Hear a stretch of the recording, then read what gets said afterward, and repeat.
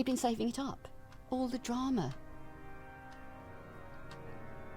You know, he knew when he was alive that he couldn't have it. Because people would talk, you see. But no one's going to accuse a dead man of extravagance. Oh no, they would blame the wife. And for the most part, that was me. By the third time, I knew we weren't going to have children. But Henry insisted we keep on trying. The doctor told me I was unable to carry children. And that was the problem, you see. Because then Henry knew that it was me. And you know, in his eyes, it was my fault, which in a way it was. But it's just not fair to me, is it? When you're a couple without children, you have to find other things to do to fill the time. We were always asked to host the work barbecue, because then people could bring their children to play in our beautiful garden.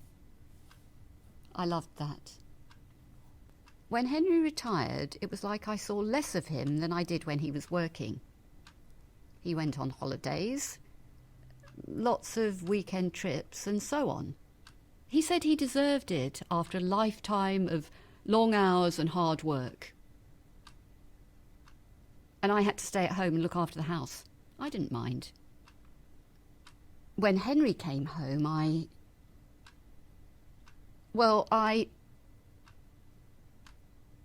didn't want to make him upset because of our situation. I didn't want to upset him. So I didn't tell him about Lisa and little Michael. One day,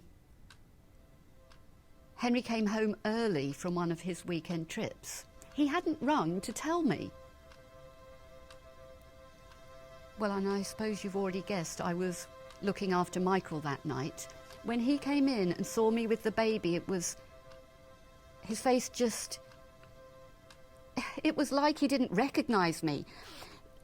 I tried as quickly as I could to explain. I think I managed to explain that I was babysitting for the neighbour or something, but he grabbed Michael and whisked him away. Oh, God, I felt so guilty. He banged on Lisa's door. She was just taking a bath. She just wanted me to watch him for an hour while she took a bath. And he handed him over. I think he said something nasty about paying for childcare.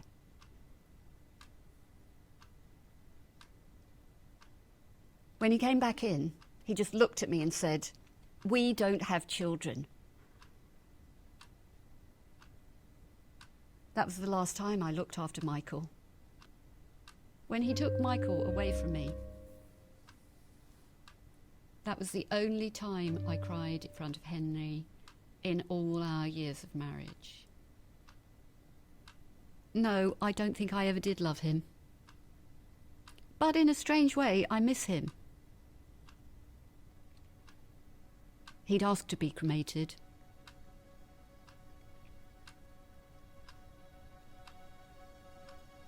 They gave me the ashes and I asked why. They said they always give them to the closest family.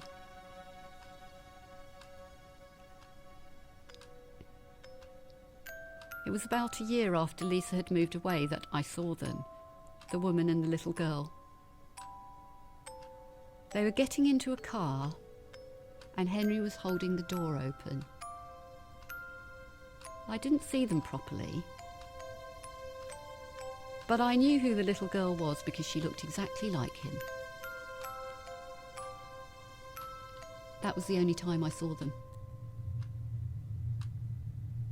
And now the funeral's done, and the last bits of the will have been sorted out. Well,